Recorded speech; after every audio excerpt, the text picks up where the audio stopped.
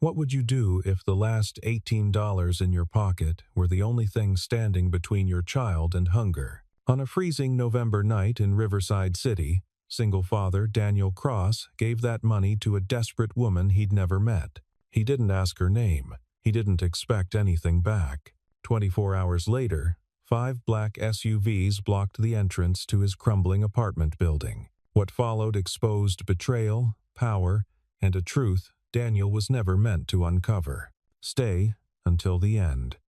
This story changes everything.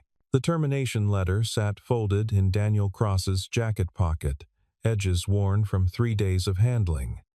He could recite it from memory now. Effective immediately. Breach of project protocols. Evidence of financial misconduct. Termination without severance. Lies. Every single word. Daniel pulled his daughter Emma closer as they walked through the November cold toward Ironwood Apartments. The 7-year-old pressed against his side, her small hand gripping his sleeve. She hadn't asked about dinner yet, but she would. Kids always did when their stomachs started talking. "Dad," Mrs. Lynn said, "we can have soup again tonight."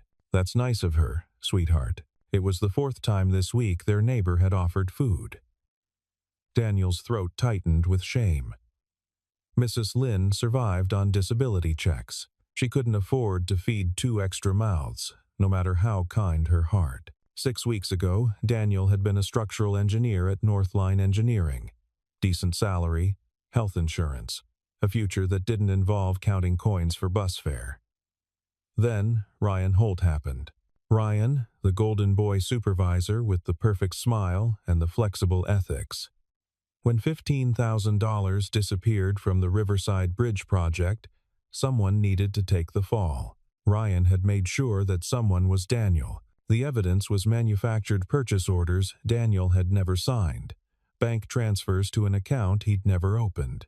But manufactured evidence looked real enough to company management, and Daniel, with no money for a lawyer and a daughter to protect, had signed the termination papers in silence. Better to leave quietly than drag Emma through a legal battle they couldn't win. Now, 3 weeks after walking out of Northline's glass tower for the last time, Daniel's savings had evaporated. Rent was due in 5 days. The utility company had sent a final notice. The refrigerator held a 1/4 gallon of milk, 3 eggs, and half a loaf of bread. And in Daniel's wallet, worn leather splitting at the seams, $18 remained. $18 to last until Friday, when his unemployment check might arrive. $18 between Emma and genuine hunger. He'd already done the math. $6 for bread and peanut butter. $6 for milk. The rest for oatmeal and whatever fruit was cheapest. They could stretch it. They had to. Daniel pushed open the apartment door. Paint peeled from the frame in long strips. Inside, Emma's artwork covered walls too stained to repaint. She'd drawn their family before Mom, Dad, and daughter holding hands under a yellow sun. Caroline had been gone 2 years now. The drunk driver who killed her had served 4 months. Some days, Daniel wondered if the universe had it out for him specifically. "I've got homework," Emma announced, dropping her backpack onto the sagging couch. "Need help? It's just reading. I can do it." She could.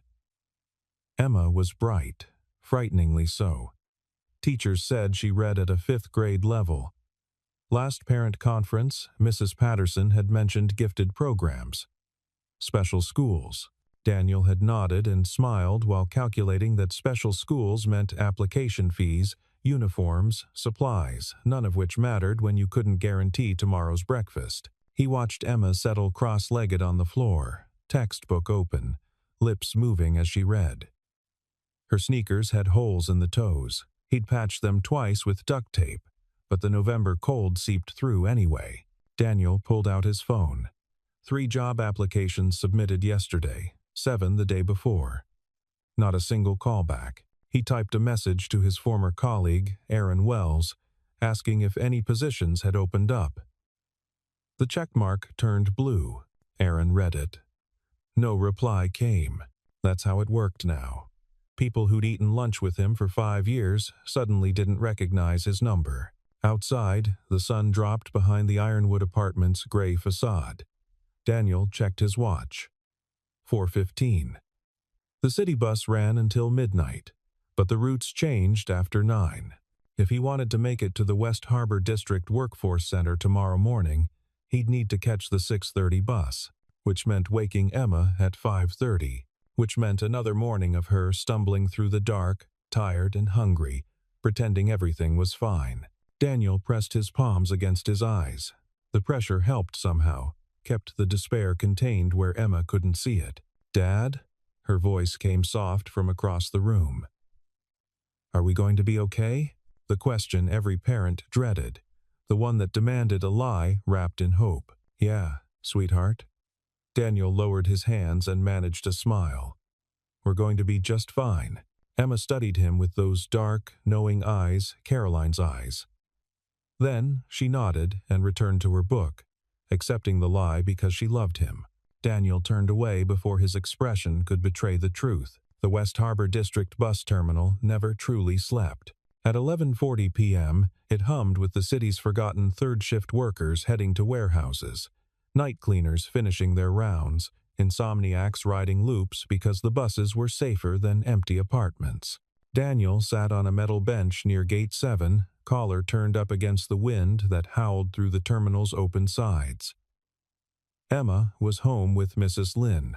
He'd promised to be back by 1 a.m., which meant catching the 12:15 bus, transferring at Highland Station, then walking the final 8 blocks because night routes didn't cover Ironwood's neighborhood. The workforce center had been a bust. 47 people competing for 12 warehouse positions that paid minimum wage. Daniel had filled out the application anyway, hands cramping around the pen. Knowing his engineering degree made him overqualified for loading boxes, but underqualified for anything else without references. No one called terminated employees for references. He pulled the $18 from his wallet.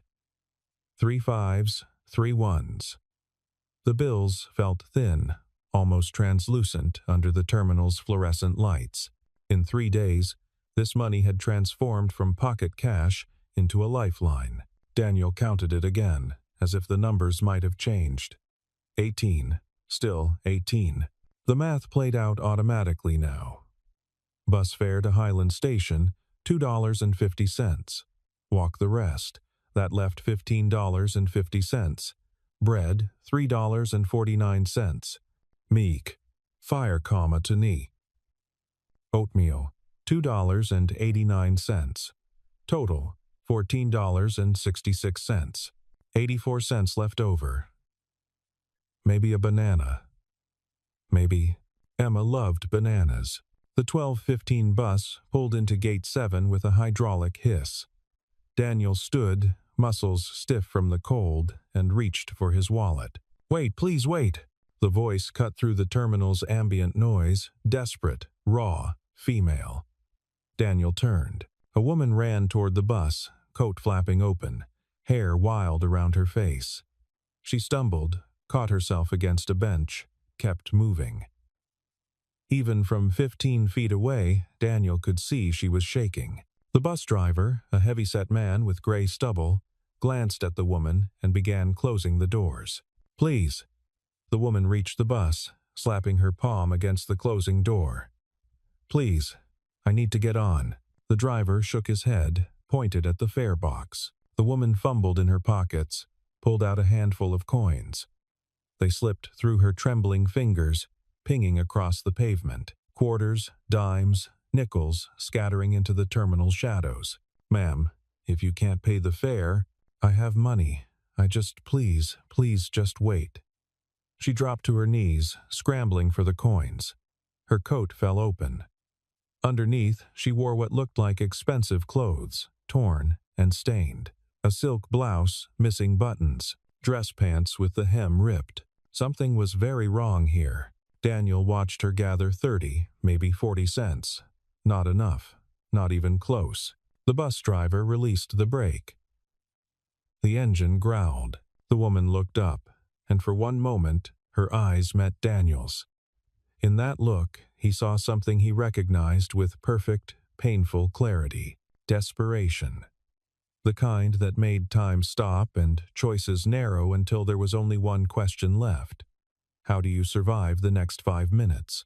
Daniel looked down at the $18 in his hand. The woman stood slowly, coins clutched in one fist. Even in the harsh terminal lighting, Daniel could tell she didn't belong here. Her bone structure suggested wealth, good nutrition, a lifetime of advantages. The watch on her wrist, now scratched and hanging loose, was worth more than Daniel's entire month's rent. Yet here she was, on her knees, begging for bus fare. "Ma'am, I'm pulling out." The driver's hand moved toward the door control. "Wait." Daniel stepped forward. "Hold on." The driver's eyes shifted to him, annoyed but patient. City bus drivers learned patience, or they didn't last. Daniel approached the woman. Up close, the wrongness intensified. Her coat was cashmere, probably $1,000 new. The blouse underneath bore a designer label visible through the tear, but her knees were scraped, her stockings shredded. A bruise darkened her left cheekbone. She'd been in trouble. "Recently. I'm sorry," she whispered, not looking at him. "I'm sorry. I need to get somewhere safe." Her accent was educated, refined. The voice of someone who gave orders, commanded rooms, signed contracts. Now it shook with exhaustion and fear. Daniel's mind cataloged the details automatically. Engineers training, observe, assess, analyze. The evidence told a story. Expensive clothes, visible injuries, no wallet or phone, extreme distress. Robbery, assault, something worse? Not your problem, the survival instinct whispered. You have $18 and a hungry daughter. Whatever happened to this woman is not your responsibility. But Daniel's hand was already moving toward his wallet. "How much is the fare?" he asked the driver. $2.50 to Highland, $4.75 to Terminal End. "Where do you need to go?" Daniel asked the woman. She looked up at him, finally. Her eyes were gray, red-rimmed from crying. "Northbridge, the Plaza District. Expensive neighborhood. Far. That's Terminal End," the driver confirmed.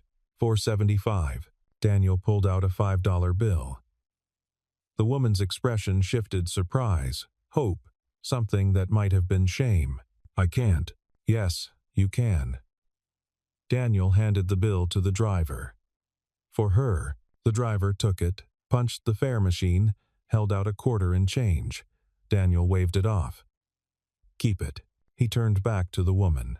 She was staring at him like he'd performed a miracle instead of a simple transaction. "Thank you," she said. I don't know how to. You don't need to explain." Daniel stepped back toward his bench. "Just get somewhere safe." The woman climbed onto the bus, moving like every muscle hurt. She paused at the top step, turned back. "What's your name?" Daniel hesitated. Names created connections, expectations. He didn't need connections. He needed to get home to Emma. But something in the woman's face, the naked gratitude, the desperate need to make this transaction human instead of transactional, made him answer. "Daniel." "Daniel Cross." "Isabella." She swayed slightly, caught herself on the handrail. Isabella Vaughn. The name tickled something in Daniel's memory, but the connection wouldn't come. Too tired, too stressed, too focused on the fact that he now had $13 instead of 18. "Thank you, Daniel Cross." Isabella's voice steadied slightly. "I won't forget this." Empty words, Daniel thought. The kind people said when they meant well but would forget by morning. He nodded anyway. The bus doors closed. Through the scratched window, Daniel watched Isabella collapse into a seat near the back, head in her hands. The bus pulled away, red taillights fading into the November night. Daniel looked down at his wallet. $13. He'd just given $5 to a woman whose watch cost more than his car used to be worth. The math recalculated automatically. $13. No bus fare home now. That meant walking 4 miles in the cold, which meant getting home at 2 a.m. instead of 1. Which meant Mrs. Lynn would worry. which meant Emma might wake up and find him gone. Daniel zipped his jacket and started walking. The wind cut through the terminal's open sides, carrying the smell of diesel and rain. Behind him, the 12:15 bus to Highland Station pulled away without him. It would be a long walk home. The walk from West Harbor District to Ironwood Apartments normally took 90 minutes. In November, after midnight, with wind that turned the cold into something sharp enough to cut, it took longer. Daniel kept his head down and his pace steady. Cars passed occasionally, headlights sweeping across empty storefronts and chain-link fences. This part of the city didn't sleep so much as hold its breath until morning. His mind replayed the scene at the bus terminal on an endless loop. The woman's eyes, the torn clothes, the desperate scramble for coins, the $5 bill leaving his hand. What had he been thinking? He hadn't been thinking. That was the problem. He'd reacted on instinct, on some buried impulse that said helping people mattered more than simple survival math. Stupid. Caroline would have called it noble. Emma would have called it brave if she knew. But Emma wouldn't know, because Daniel wasn't going to tell her that Daddy gave away grocery money to a stranger who'd probably never think of him again. $13. Bread and milk, that's what $13 bought. Maybe peanut butter if it was on sale. Oatmeal if he was lucky. No banana for Emma. The thought hit harder than the wind. It was just a banana. Meaningless in the scheme of things. But it represented every small joy Daniel could no longer provide: treats, surprises. The tiny luxuries that made childhood bearable. He'd traded Emma's banana for a stranger's bus fare. Daniel's hands clenched in his pockets. The cold had turned his fingers numb an hour ago. He couldn't feel the $13 anymore, which seemed appropriate. Money he couldn't spend might as well not exist. The thought came unbidden. What if Isabella Vaughn actually was someone important? What if that watch was real, those clothes authentic? What if Daniel killed that fantasy before it could grow roots? The world didn't work that way.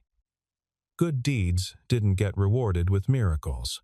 They got rewarded with the satisfaction of having done something decent, which was its own payment and also its own curse. He'd done something decent. Now Emma would eat less this week. That was the transaction. Complete. Final. The Ironwood Apartments emerged from the darkness like a concrete tombstone. 4 stories of peeling paint and broken dreams. Home.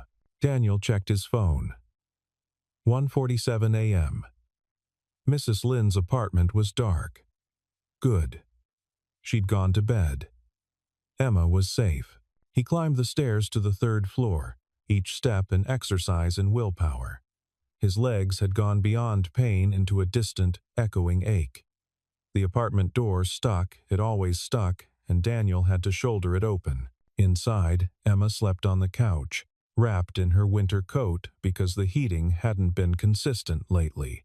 Her breath formed small clouds in the cold air. A drawing lay on the floor beside her, another family portrait. This one with just 2 figures holding hands under a moon instead of a sun. Daniel lifted Emma carefully, carried her to the bedroom, tucked her into the bed they shared. She stirred but didn't wake. He stood there for a long moment, watching her sleep, doing the math he didn't want to do. $13.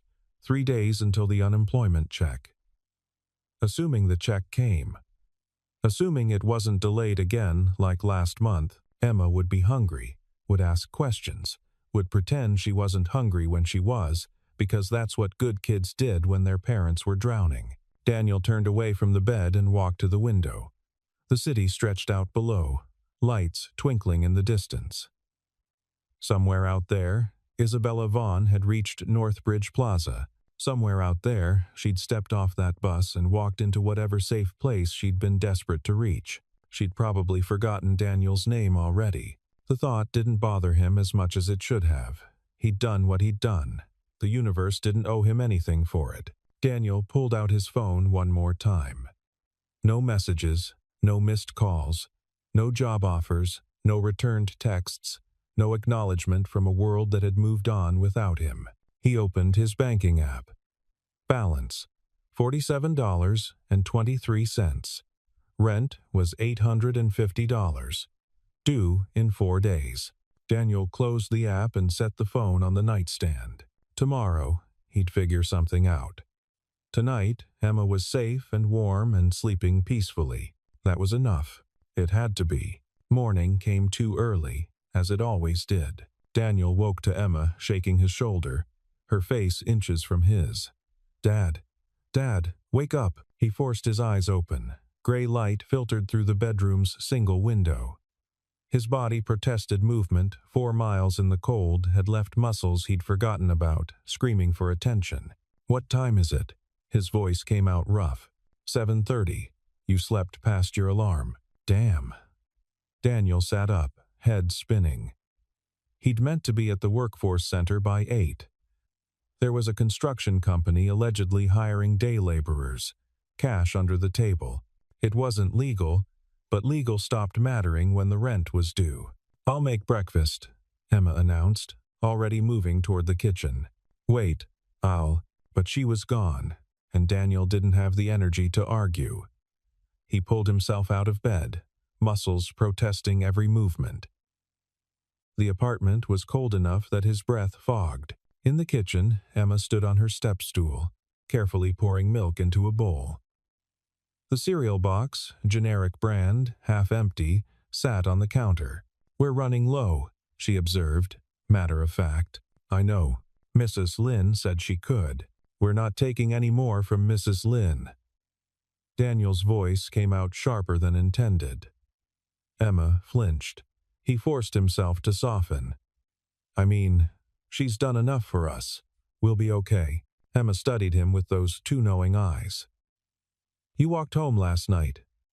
I heard you come in at 2. She'd been awake. Of course, she'd been awake. 7-year-olds didn't sleep through their father's vanishing until the middle of the night. The bus routes changed. Daniel lied.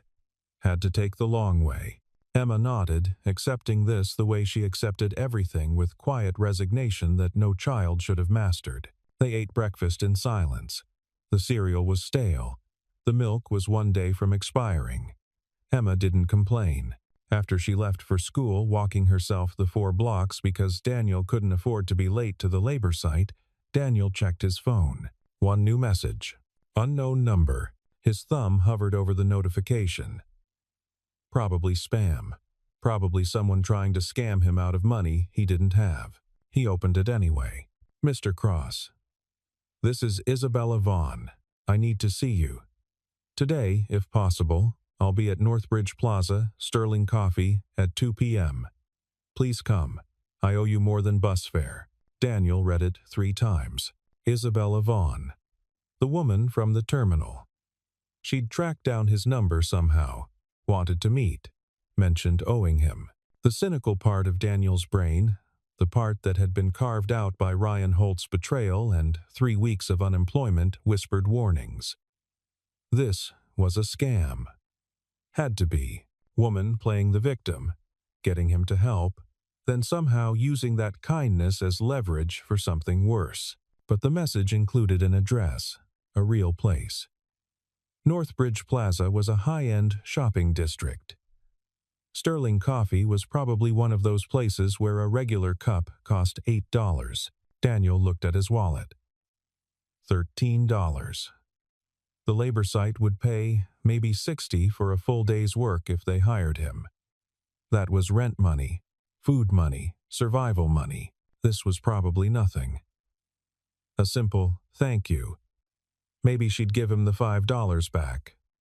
Maybe, or maybe she'd forgotten entirely, and this message was some kind of automated system, and he'd waste an afternoon he couldn't afford to waste. Daniel stared at the message. At 1:45, he left for Northbridge Plaza. Northbridge Plaza existed in a different city than Ironwood Apartments. Same metropolitan area, same zip code prefix, but the resemblance ended there. Here, the sidewalks were clean. Trees lined the streets, dormant for winter but obviously cared for.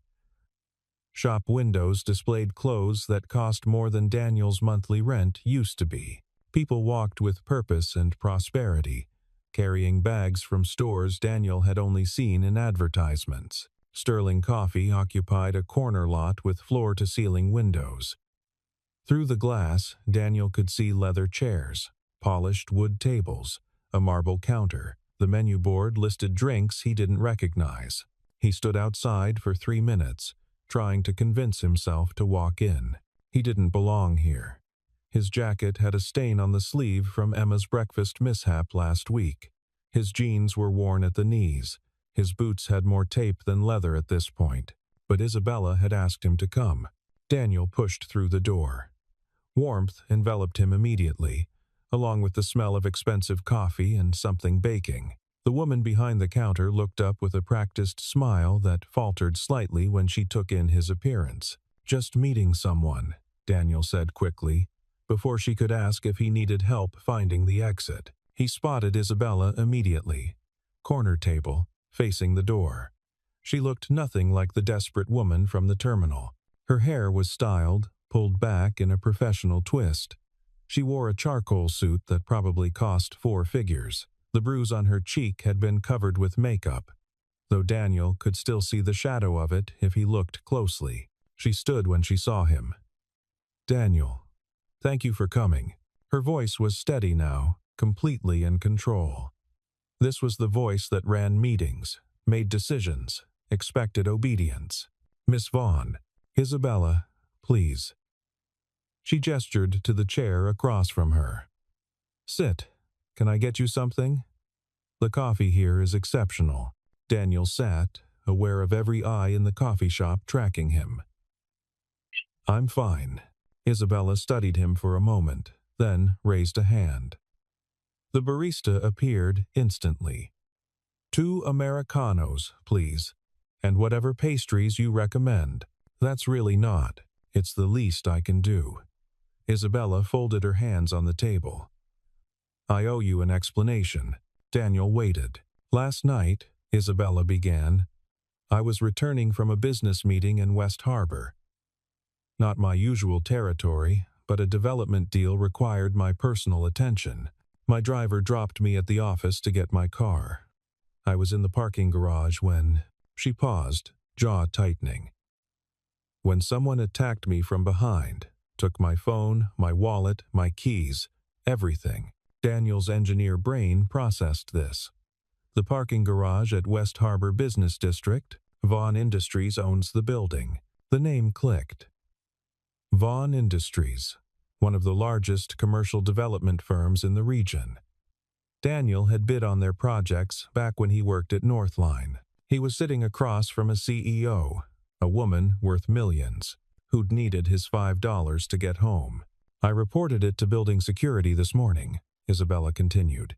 "They found footage. The man who attacked me was..." Her expression hardened. "Someone I trusted, someone who had access to the building, who knew I'd be there alone. An employee? My vice president of operations." Isabella's voice could have cut glass. "Mark Dalton. We've worked together for 8 years." Daniel sat back. The pieces were connecting, forming a picture he didn't like. He planned it. The attack. He planned more than that. Isabella reached into her bag, pulled out an envelope, set it on the table between them. "But that's a conversation for later. First, I need to repay a debt." Daniel looked at the envelope. It was thick. "Miss Vaughn." "Isabella. Isabella, you don't owe me anything." "It was $5. It was $5 you couldn't afford to give." Her gray eyes held his. "Don't think I didn't notice the way you counted that money, the way you hesitated. You gave me your bus fare, didn't you?" Daniel said nothing. "You walked home, 4 miles, in the cold, because you gave me money you needed." Isabella pushed the envelope closer. "That kind of sacrifice deserves more than bus fare repayment." Daniel didn't touch the envelope. "I didn't help you for a reward. I know." Isabella's expression softened slightly.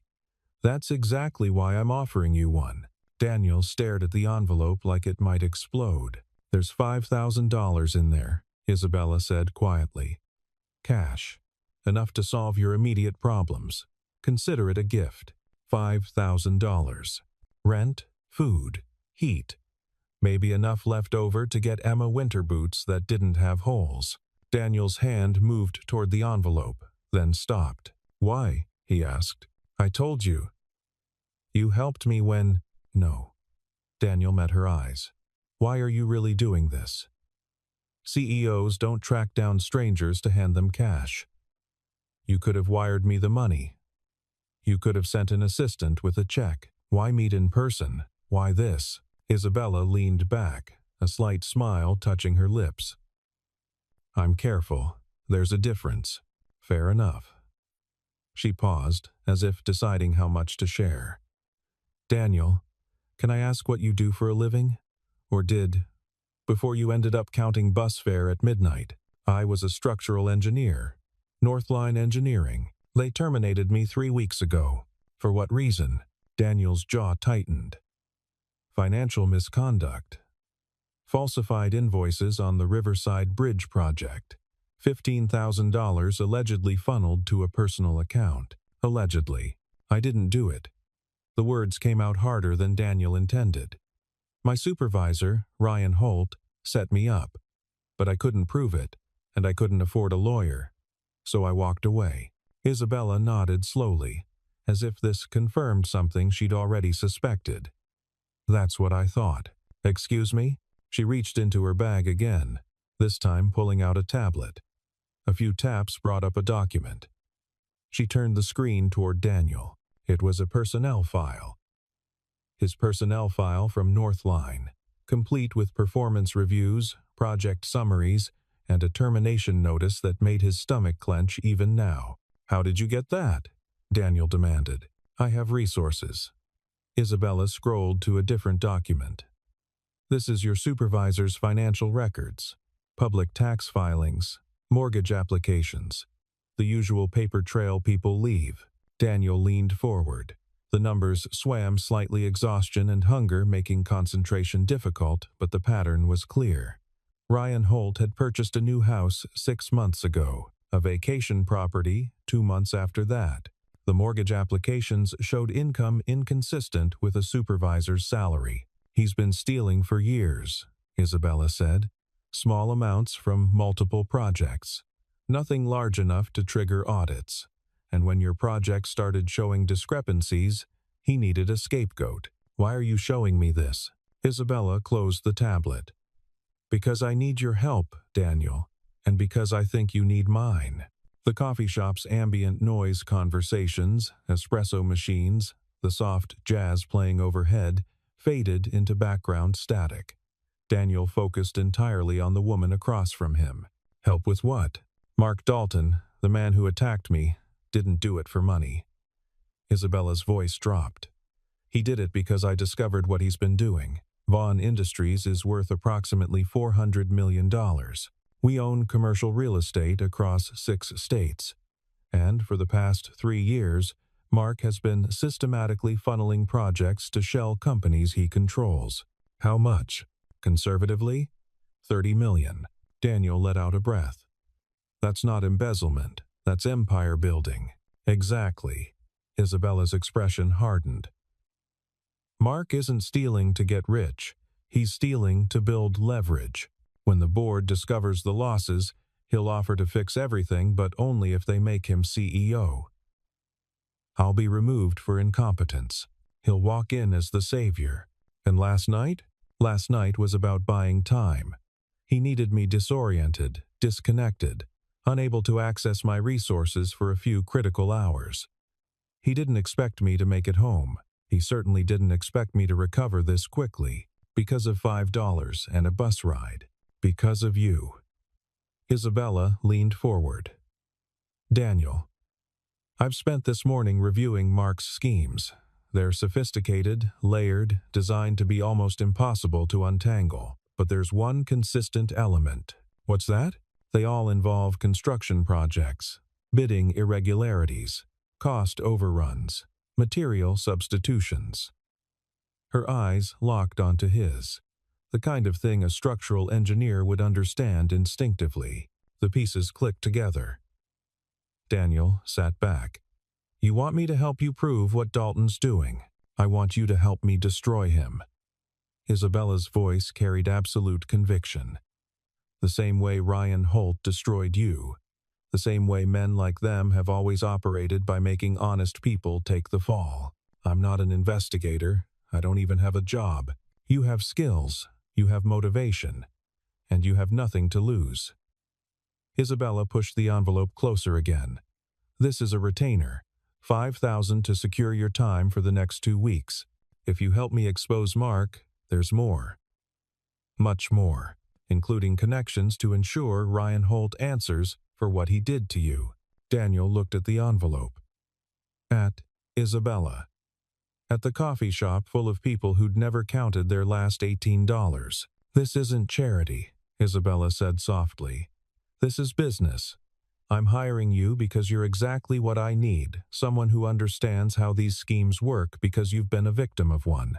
And if we fail, then Mark becomes CEO, I lose my company, and you keep the 5,000. But we're not going to fail." Isabella extended her hand across the table. "Do we have a deal, Daniel Cross?" Daniel stared at her hand. This was insane.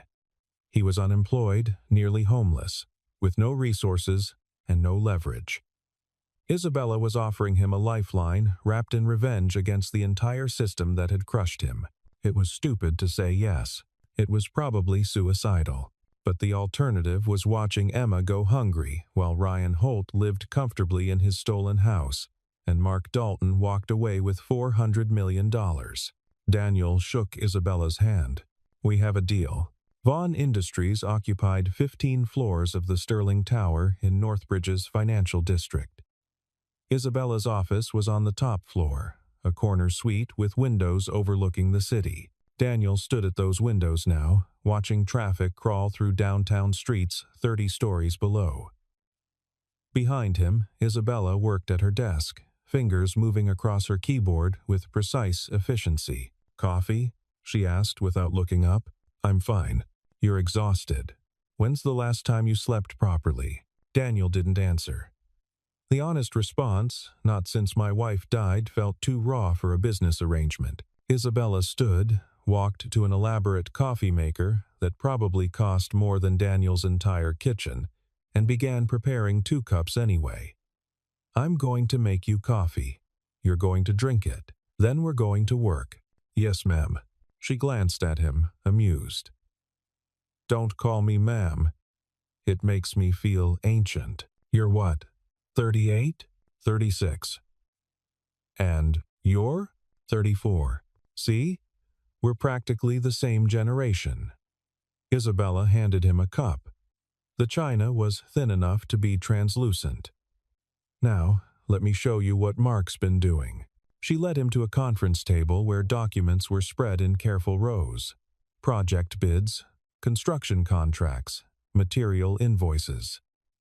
To an untrained eye, it probably looked random. To Daniel, patterns emerged immediately. "The Riverside Bridge project," he said, pointing to a document. "You worked on that until Ryan accused me of fraud." Daniel leaned closer. "But this bid, the materials cost is inflated by about 15%. Mark approved it. He approved all of them." Isabella pulled up a spreadsheet on her laptop. "Look at the pattern. Every project where costs exceeded projections has Mark's signature on the approval forms." Daniel moved from document to document. "But he's smart about it. The overruns are never large enough to trigger detailed audits. 5% here, 8% there. And the excess funds?" Daniel traced the invoice numbers. "Shell companies. I recognize this one, Riverside Materials Incorporated. They supplied concrete for the bridge project. They're owned by a holding company called Dalton Enterprises. Mark's not even hiding it? He is." Isabella pulled up corporate filings. Dalton Enterprises is registered to his brother. The brother is a co-owner on paper, but all financial decisions route through Mark. It's technically legal, just unethical. Daniel sat down, mind racing through the implications. This isn't just theft. This is systematic fraud. Years of it, 3 years, minimum. Probably longer. Isabella's voice was tight with controlled anger. Mark built an empire inside my company.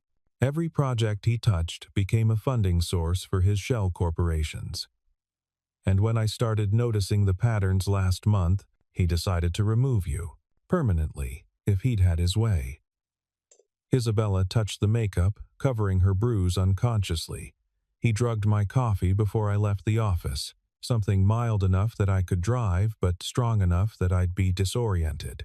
Then he arranged for his mugger to intercept me in the parking garage. The attack wasn't random. Nothing Mark does is random. He planned for me to be robbed, maybe injured seriously enough to require hospitalization. At minimum, I'd lose access to my phone and computer for long enough that he could move pieces on the board. Daniel studied the documents with new understanding. What pieces? Isabella pulled out another file. Emergency board meeting. Scheduled for tomorrow at 10 a.m. The agenda claims they need to discuss leadership stability concerns and recent financial irregularities.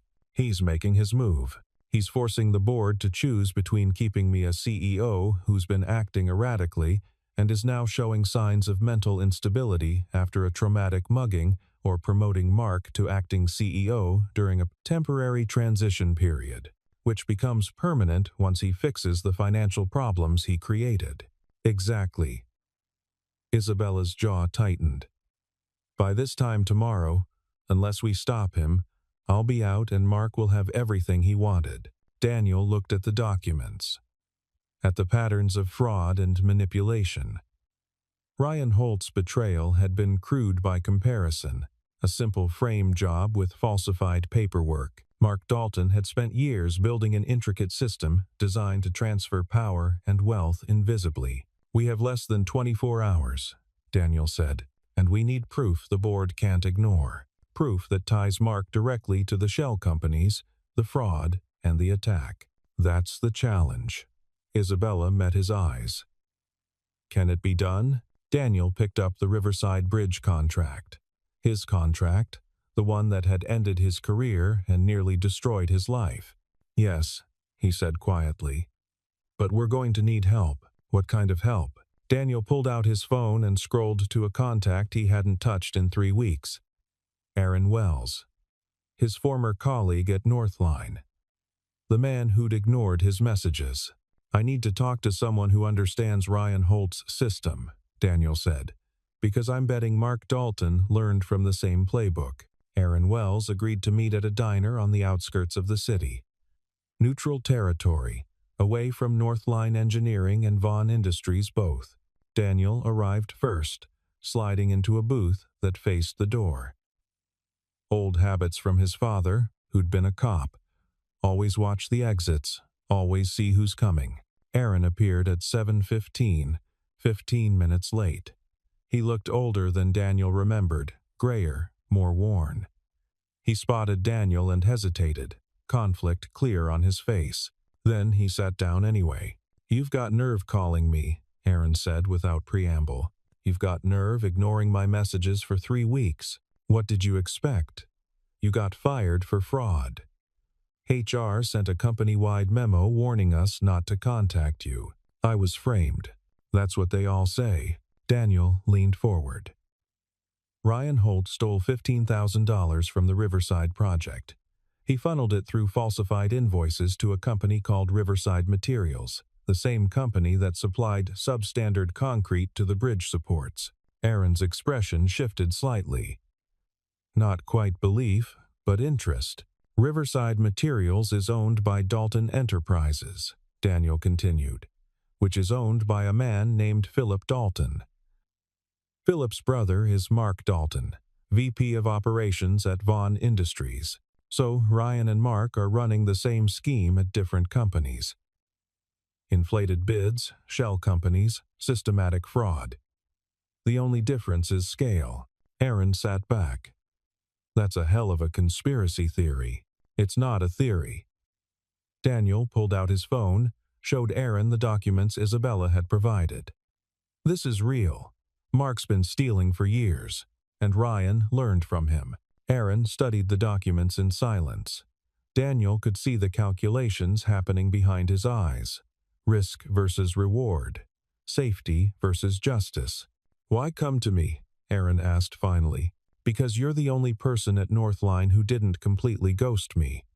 Because you worked with Ryan long enough to see the cracks in his system. And because Daniel met his eyes.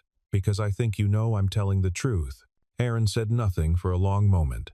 "The Riverside Bridge," he said quietly. "The concrete did fail inspection. 3 times. Ryan blamed the suppliers, said they'd cut corners. We had to demolish 2 sections and re-pour, because the materials were substandard. Because the materials came from a company that existed only on paper." Aaron's voice dropped. "I flagged it. Told Ryan we should investigate the supplier. He told me to drop it." "Did you?" "I didn't have a choice. Ryan's protected. Management loves him, and anyone who questions him too loudly ends up." Aaron gestured at Daniel. "Like you." Daniel leaned back. "What if I told you there's a way to bring him down? Ryan? Mark? The whole system? I'd say you're dreaming. Isabella Vaughn is filing charges against Mark Dalton tomorrow. Corporate fraud, embezzlement, assault. The evidence is solid. When Mark goes down, Ryan's connection to Dalton Enterprises goes public." Aaron's eyes widened. "You're working with Vaughn?" "She hired me to help expose Mark. In the process, we uncovered Ryan's role. If you testify about the Riverside materials issues, about Ryan's refusal to investigate, I'll lose my job. You'll be a whistleblower. There are protections. Protections don't pay mortgages." Aaron shook his head. "Daniel, I'm sorry about what happened to you. I really am. But I've got a family. I can't risk." "Emma is 7 years old," Daniel interrupted. "She's eating stale cereal for breakfast because I gave my last $5 to a stranger on a bus. She wears shoes with holes in them. She draws pictures of our family without her mother because her mother is dead and her father is too broken to give her anything better." Aaron flinched. "I'm not asking you to risk everything," Daniel continued. "I'm asking you to do the right thing. Just once. Tell the truth about what you saw."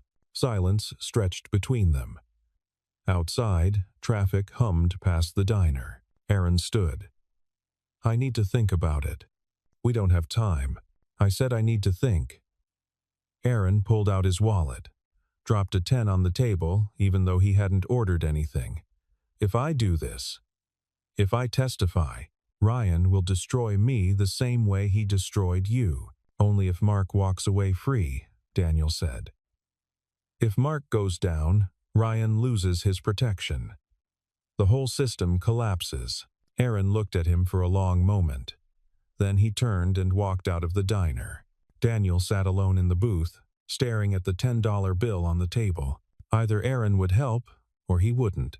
Either way, the board meeting was tomorrow at 10 a.m., and Daniel had one more move to make. The board meeting began at 10 a.m. sharp. Daniel watched from a conference room adjacent to the main boardroom, connected by a one-way mirror that Isabella had assured him was completely legal. "Observation room," she'd explained. "For HR investigations and legal consultations." Mark Dalton sat at the head of the long table, projecting confidence. The board members, 8 men and women in expensive suits, listened attentively as he presented his case. "I want to state clearly," Mark said, voice smooth as silk, "that I have no personal ambition here. My only concern is the stability of Vaughn Industries during this difficult time." Isabella sat at the opposite end of the table, composed and silent. She'd insisted on letting Mark speak first. "Miss Vaughn has given this company years of excellent leadership," Mark continued. "But recent events, the concerning incident 2 nights ago, the erratic behavior, the point of order," Isabella said quietly. The room fell silent. Mark's jaw tightened microscopically. "Yes, Miss Vaughn? You mentioned an incident 2 nights ago. Could you clarify what you're referring to?" Mark hesitated, just for a moment. "Interesting that you call it a mugging." Isabella stood, her movements deliberate. The police report classifies it as targeted assault. The security footage from our parking garage shows the attacker had building access. He knew exactly where to wait. He bypassed 3 separate security checkpoints. One of the board members, an older woman with steel gray hair, leaned forward. "I'm stating facts, Margaret." Isabella pressed a button on the remote in her hand. The screen behind her lit up with security footage. "This is Thomas Reeves, a contractor who's worked on 7 Vaughn Industries projects over the past 2 years. All projects personally approved by Mark Dalton." The footage showed a man attacking Isabella from behind. Even in black and white, the brutality was clear. Mark's face had gone pale. "I don't understand what you're implying." "I'm not implying anything. I'm presenting evidence." Isabella clicked again. Financial records appeared. "Thomas Reeves is employed by Dalton Enterprises, which is owned by Philip Dalton. Your brother, Mark, that's a family business. It has nothing to do with. It has everything to do with $30 million in fraudulent construction contracts." Isabella's voice cut like a blade. Every project Dalton Enterprises touched had cost overruns. Every single one. Materials that exceeded budget. Timeline extensions that required additional funding. And every approval bore your signature. The board erupted in overlapping voices. Mark stood, hands raised. "This is a misunderstanding, is it?" Isabella clicked the remote again. "This is Ryan Holt, a supervisor at Northline Engineering, the company we subcontract for structural work. Over the past 3 years, Ryan has personally approved 17 material orders from Riverside Materials Incorporated, another Dalton Enterprises subsidiary." Daniel watched Mark's expression crack. The man hadn't expected this level of evidence, hadn't expected Isabella to connect all the pieces. "Ryan Holt was recently investigated for fraud," Isabella continued. "He framed one of his engineers, Daniel Cross, for financial misconduct. But the real fraud was his relationship with your shell companies. Mark, the systematic theft, the coordination. You can't prove." The conference room door opened.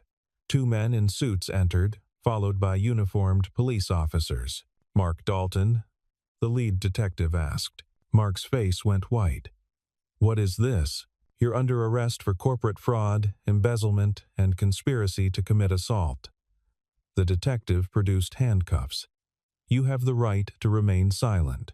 Daniel watched as Mark was led from the room, his protestations fading down the hallway. The board sat in stunned silence. Isabella turned to face them. "I apologize for the dramatics, but this situation required immediate action. Mark will face criminal charges. His brother Philip is also in custody, and I've personally contacted the district attorney about Ryan Holt's involvement." Margaret, the gray-haired board member, spoke first. "Isabella, does Vaughn Industries need new leadership?" "Vaughn Industries needs a thorough audit," Isabella replied, "which I'll be personally overseeing. If the board lacks confidence in my ability to lead during this process, I understand." The board members exchanged glances. Then, one by one, they shook their heads. "You just saved this company," another member said. "I think we're good." Daniel left the Sterling Tower at noon. Isabella had offered to have her driver take him home, but he'd declined. Some journeys needed to be walked. He made it 3 blocks before the tears came. Not tears of sadness. Tears of relief so profound they felt physical, like something breaking loose in his chest that had been locked there for months. Ryan Holt would face investigation. The evidence against him was now part of a criminal case, impossible to ignore. Daniel's name would be cleared, and Isabella had transferred $50,000 to his account. Consulting fee, she'd called it. Plus a bonus for excellent work, $50,000. Rent for a year. Food. Heat. Winter boots for Emma without holes. Maybe even a small apartment with heat that worked consistently. Daniel stopped at a grocery store. A real grocery store, not the discount mart he'd been rationing from. He filled a cart, bread, milk, eggs, fresh vegetables, fruit, a whole bag of bananas, cereal that wasn't generic, peanut butter, the good kind. At checkout, the total came to $93. He paid with his debit card and didn't feel panic when it approved. The walk to Ironwood Apartments took 40 minutes with grocery bags. Daniel didn't mind. The sun was out. The November cold felt less bitter somehow. He climbed the stairs to the third floor and stopped. 5 black SUVs lined the street below. Men in suits stood near the entrance, speaking into phones, faces serious. Daniel's first thought was police. His second was that something had gone wrong, that Mark had somehow retaliated. Then Isabella stepped out of the lead SUV. She looked up, saw him standing on the third-floor landing, and smiled. "Daniel," she called up, "we need to talk about your employment contract." Emma appeared at their apartment door, eyes wide. "Dad? Who are all these people?" Daniel looked at his daughter. At the grocery bags. At the 5 SUVs that represented a life he'd never imagined having access to. "It's okay, sweetheart," he said. "It's going to be okay." And for the first time in 2 years, he believed it. 3 months later, Daniel Cross stood in his new office at Vaughn Industries. Not a corner office, he'd declined that, but a proper workspace with a window, a real desk, and a title that meant something. Director of Project Integrity. His job was simple. Review every construction contract, verify every bid, ensure that what happened with Mark Dalton never happened again. Ryan Holt had been terminated from Northline Engineering. Criminal charges were pending. Aaron Wells had testified, and the company had offered him whistleblower protection. Last Daniel heard, Aaron was sleeping better at night. Emma had new shoes, new clothes, a bedroom of her own in the apartment they'd moved to, nothing fancy, but it had heat that worked and windows that didn't stick. She'd started at a new school, one with art programs and teachers who encouraged her brightness instead of just managing it. On Daniel's desk sat a framed photograph. Emma, smiling, holding a banana like it was treasure. Some days, Daniel still thought about that night at the bus terminal. About the $18 that had been everything and nothing. About the choice that had seemed impossible in the moment. He'd given away $5 to a stranger and received $50,000 in return. It sounded like karma, like cosmic justice, like proof that good deeds were rewarded. But Daniel knew better. He'd given $5 to someone who needed help. That was the whole transaction. Complete, fair. Everything that came after the investigation, the arrests, the new job that was something else. That was 2 people who'd been betrayed by the same system deciding to tear that system down. The reward wasn't for being good. The reward was for refusing to accept that good people always finished last. Daniel's phone buzzed. A text from Isabella. "Board meeting in 10. Bring the Riverside project files." He grabbed his briefcase, a real briefcase, leather, a gift from Isabella when he'd officially started, and headed for the elevator. On the ground floor, he passed the security desk. The guard nodded. "Afternoon, Mr. Cross." "Afternoon, James." Outside, the city moved with its usual chaos. Somewhere in this city, someone was counting their last dollars.